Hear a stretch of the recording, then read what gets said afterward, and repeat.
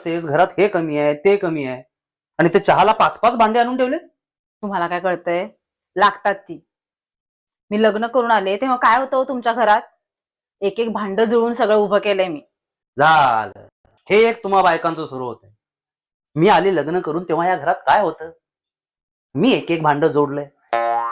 जणू का तू यायच्या आधी ते सगळे आधी मानवच राहायचे. आधी मानव नाही, माकडच राहायची म्हणजे.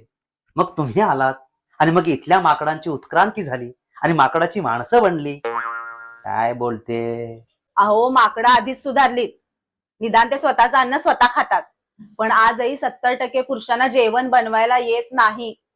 ताट पुढ्यात नेऊन ठेवायला लागतं. 15 मिनिटं झाली किचन मध्ये चहा करायला आलाय, अजून भांड सापडलं नाही. उत्क्रांती म्हणे.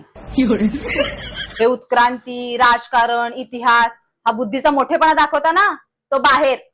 घराचा इतिहास बायकाच बदलतात, हे लक्षात ठेवा.